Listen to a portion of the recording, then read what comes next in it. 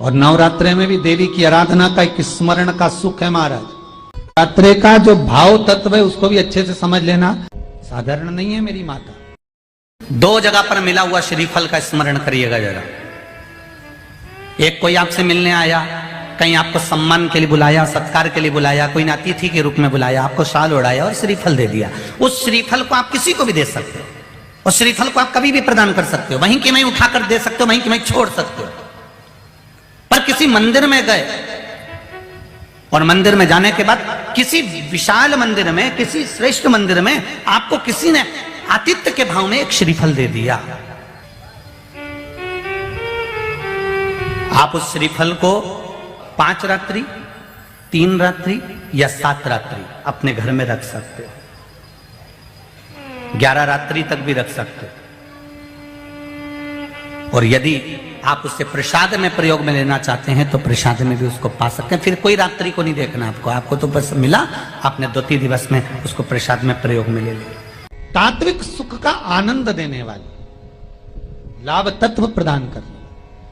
और नवरात्रि में भी अगर आपकी कोई कामना है, आपकी अगर इच्छा है, आपका मन है, तो जगत जननी की आराधना करो। पति और पत्नी में अगर क्लेश है तो जगदम्बा के मंदिर में मक्खन चढ़ाओ, प्रेम बढ़ जाएगा। आपको लगता है कि पति कोई अन्य स्त्री से लगा हुआ है या परिवार टूट रहा है, तलाक तक पहुंच गया है, तो माता के मंदिर में आप ध्वजा लगवाइए, उस ध्वजा पर मक्खन लगाकर लगवाइए, आपको लाभ मिलेगा। महाराज, यदि आपको लगता है कि बच्चे बहुत ज्यादा अपशब्द बोल रहे हैं, मुंह चला रहे हैं और प्रेम नहीं रख रहे, तो माता के मंदिर में लाल पुष्प, लाल चंदन और लाल चूड़ी मां को समर्पित करिए, प्रेम बढ़ेगा। बच्चा कभी आप जी से कम नहीं बोलेगा, प्रेम की भाषा निकलेगी मुंह से। बच्चे नहीं होंगे, किसी ने कह दिया संतान नहीं होगी, आपने मान लिया कि नहीं होगा। कभी देखना तुम्हारे गांव में, तुम्हारे शहर में, तुम्हारे नगर में दीवाल पर पीपल का पेड़ उग जाता, मकान पर पीपल का पेड़ उग जाता है। कौन उगाने गया, कौन पानी देने गया, कौन वहां पर बीज बोने गया? वो दीवाल पर पीपल लगा सकता है, किसी की गोदी में एक लाल भी दे सकता है, ये निश्चित। थोड़ा इंतजार करो।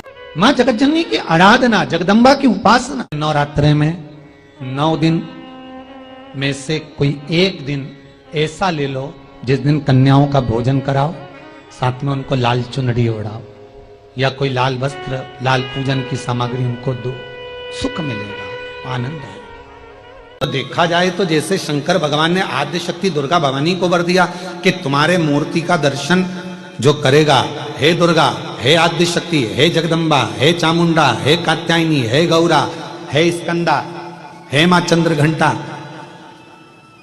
हे चिंतपूर्णी, हे मनसा, हे कांगड़ा, हे ज्वाला, हे वैष्णव, हे मैयर, जो तुम्हारे इस स्वरूप का दर्शन करेगा, जो मांगेगा वो फल उसको प्राप्त होगा,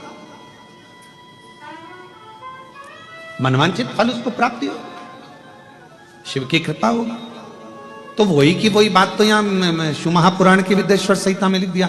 विद्येश्वर संहिता में लिखा कि श्री शिवाय नमस्तुभ्यम का जाप करने वाले, श्री शिवाय नमस्तुभ्यम के मंत्र का उच्चारण करने वाले, श्री शिवाय नमस्तुभ्यम को बोलने वाले के मात्र मुख का दर्शन कर लीजिए। अगर मुख का दर्शन कर लिया तो हमारे जीवन के जितने संचित पाप हैं वो सब नष्ट हो जाते हैं और अश्वमेध यज्ञ का पुण्य फल हमें प्राप्त हो जाता है। श्री शिवाय नमस्तुभ्यम मंत्र, तो यहाँ आद्य शक्ति दुर्गा भवानी वो कहते हैं ना कि आप व्यस्त हो तो समझ लो कि सबसे ज्यादा मस्त हो, आप व्यस्त हो तो समझ लो कि सबसे ज्यादा जम के बोलो जरा, मस्त हो। और आप किसी की खुशियों को देखकर त्रस्त हो तो समझ लो काय के मस्त हो।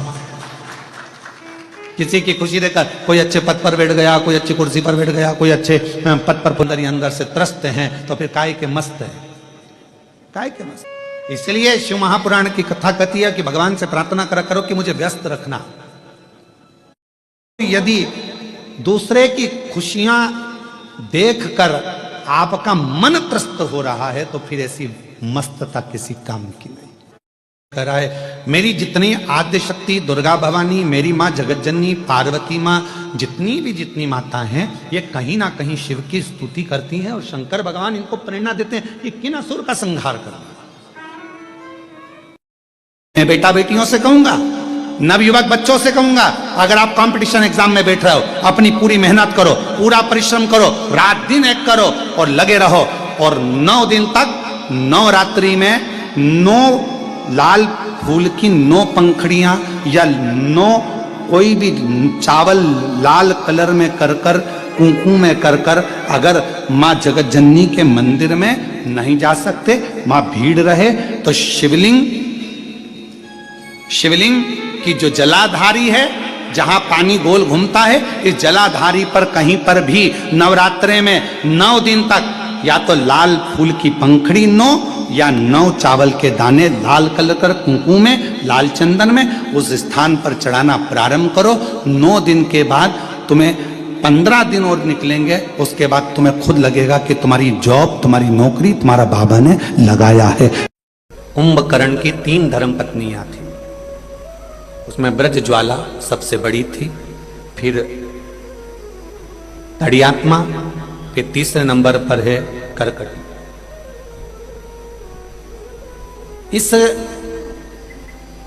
कुंभकर्ण की धर्मपत्नी ब्रजज्वाला ने उस दिए को उठाकर नीचे रखा। अब कितनी बड़ी बात है, जरा ध्यान दीजिएगा कि, और वो तुलसी के दल को उन्होंने जब देखा तो वो तुलसी के दल को देखकर समझ गए कि इस पूरे लंका में कोई एक है जो भगवत भजन करने वाला है। फिर क्या देखा हनुमान जी ने कि विभीषण की धर्मपत्नी शर्मा दिया लेकर आई है और तुलसी के क्यारे में लगा रही है। विभीषण की धर्मपत्नी शर्मा तुलसी के क्यारे में दिया लगा रही है, तो हनुमान जी क्या देखते हैं कि उस समय पर कुंभकर्ण की धर्मपत्नी वहां पर ब्रजज्वाला आकर खड़ी हो गई और उसने दिया उठाकर नीचे रख दिया। कुंभकर्ण की 3 धर्मपत्नियां थी, ने उस दिए को उठाकर नीचे रखा। अब कितनी बड़ी बात है, जरा ध्यान दीजिएगा कि वो राक्षस की पत्नी है, कुंभकर्ण की पत्नी, और ब्रजज्वाला राजा बलि की लड़की भी है, एक रत्ना और एक ब्रजज्वाला। रत्ना बाद में पूतना बनी थी, रत्नमाला, और ब्रजज्वाला कुंभकर्ण की धर्मपत्नी बनी। देखा उन्होंने कि ये ब्रजज्वाला आई और विभीषण की धर्मपत्नी शर्मा ने दिया लगाया और वो दिया इस ब्रजज्वाला ने उठाकर नीचे रख दिया, तो शर्मा को क्रोध आ गया, शर्मा को गुस्सा आया कि मैंने तुलसी जी में क्या रखा और इसने उठाकर नीचे रख दिया। थोड़ा सा क्रोध आएगा जब आप गलत कर रहे हो, और गलत करने वाले व्यक्ति को अगर थोड़ा सा सुधारा जाएगा, गलत करने वाले को थोड़ा सा संवारा जाएगा, गलत जगह से अच्छी जगह पर लाया जाएगा, तो थोड़ा ना थोड़ा क्रोध तो आएगा, उसको कोई नकारा नहीं जा सकता। के जिंदगी की शुरुआत, प्रत्येक मनुष्य के जिंदगी की शुरुआत रोने से होती है। कैसे होती है? बोलो बोलो, जम के बोलो जरा। रोने से। माता के गर्भ से बाहर निकले और रोना चालू कर दिया। मां को क्रोध आ गया, विभीषण की धर्म पत्नी शर्मा को क्रोध आया। क्रोध आया तो उसने अपनी लड़की को बुलाया, त्रिजटा को। विभीषण की लड़की का नाम क्या था? त्रिजटा। त्रिजटा को बुलाया और त्रिजटा को बुलाकर कहा, बेटा ये तेरी ताई जी ने मेरा दिया जो है ना, ये नीचे रख दिया। ये तेरी ताई ने, तेरी बड़ी माँ ने ये दिया नीचे रख दिया। त्रिजटा कितनी समझदार थी, जरा देखिए कि जिस त्रिजटा माता जानकी के साथ अशोक वाटिका में है और सीता जी का संग त्रिजटा को मिला, जानकी जी का संग त्रिजटा को मिला, तो त्रिजटा में कितनी विद्वत्ता आ गई वो देखने वाली बात है।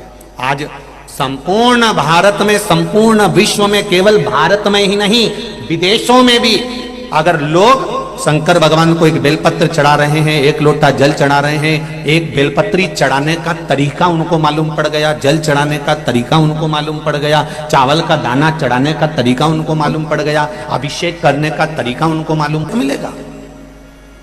विभीषण की धर्मपत्नी शर्मा ने अपनी बेटी त्रिजटा को बुलाया और त्रिजटा से कहा, तेरी ताई ने ये दिए को उतार कर नीचे रख दिया है।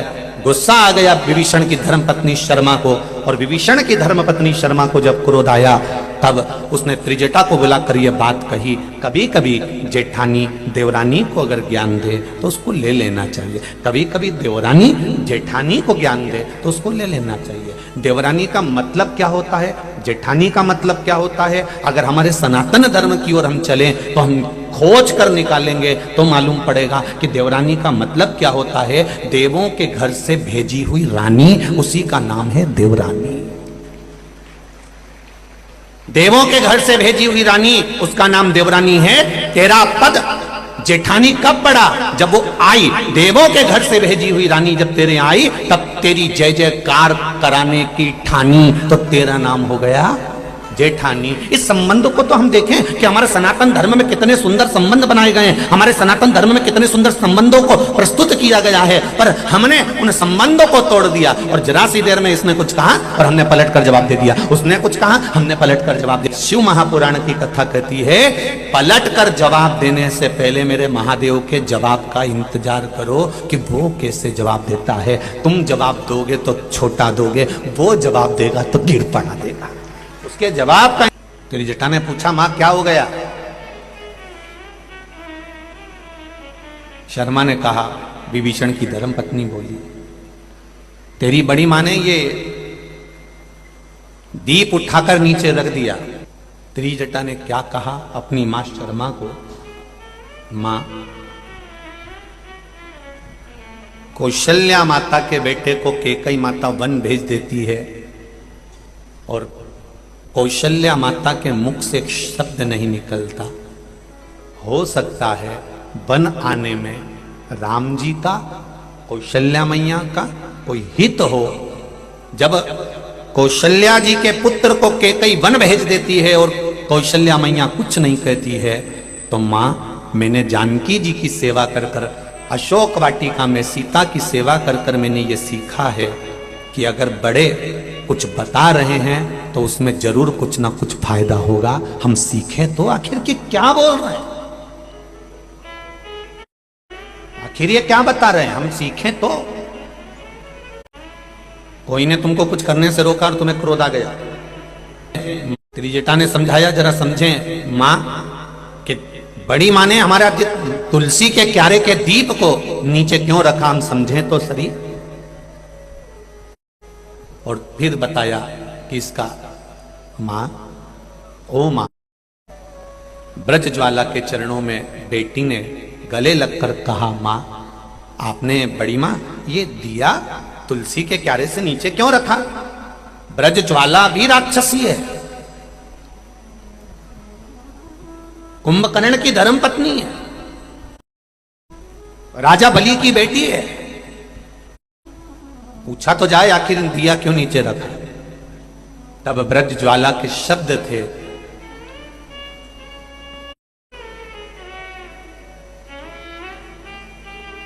मेरे पिता राजा बलि जब बंधन में पड़ गए वामन भगवान के सामने, तीन डग भूमि देने की बारी आई और एक डग रह गया, तो मेरे पिताजी ने अपने सिर को मेरी बहन के कहने पर नीचे रख दिया और भगवान का चरण उनके मस्तक पर रखाया, तो वो सुतल लोक के राजा बन गए थे। तुलसी के क्यारे में तुमने दिया रखा और तुलसी का कुंडे में दिया रखा और तुलसी की लकड़ी, तुलसी का पौधा, तुलसी का पत्ता उस जलते हुए दिए की लपट में आता है, तो तुलसी आशीर्वाद नहीं देती, बद्दुआ देती है। इसलिए तुलसी के क्यारे में से तुलसी के दिए को नीचे रखना है। तुलसी की डाली में, तुलसी की क्यारी में, तुलसी के पत्ते में अभी आप कार्तिक का महीना आ जाएगा, कार्तिक के महीने में आप खूब तुलसी जी को दिया लगाओगे। कई कई घरों में तुलसी मैया सूख जाती है, पूछते हो तुलसी मैया क्यों सूख गई? आपने दिया उठाया कुंडे के अंदर रख दिया, दिया उठाया कुंडे के अंदर रख दिया। अरे उस दिए को थोड़ा दूर रखो। तुम्हारी सास बैठी है कुर्सी के ऊपर और तुम दिया उठा के जहां सास बैठी है अच्छी बढ़िया लहंगा महंगा पहन के उसी के पांव में, उसी के कुर्सी के पास में बिल्कुल दिया रख दो तो सास भी कह देगी कि और ये आग लगाएगी क्या? सास भी कह देगी, सास भी कह देगी। तुलसी मैया बोलती नहीं तो इसका मतलब ये थोड़ी ना कि हम तुलसी का जो कुंडा है उसी के अंदर दिया रख दें, उससे थोड़ा दूर, उससे थोड़ा नीचे। और आपके घर में कोई भी त्योहार आवे, आपके घर में कोई भी उत्सव आवे, आपके घर में बच्चों का जन्मदिन आवे, आपकी शादी की सालगिरह आवे, आपके घर में कोई भी विवाह आवे, आपके घर में कोई भी अच्छा कार्य हो, कोई त्यौहार आ गया, दिवाली आ गई, दशहरा आ गया, कोई नवरात्रि आ गई, गणेश चतुर्थी आ गई, चतुर्थी आई, छठ आई, कोई भी व्रत आपका पवित्र कोई उत्सव आया तो एक काम जरूर करा करो, बेलपत्र के वृक्ष के नीचे जाकर एक घी का दीपक लगाया करो और श्री शिवाय नमस्तुभ्यं जरूर बोला करो, फल दे।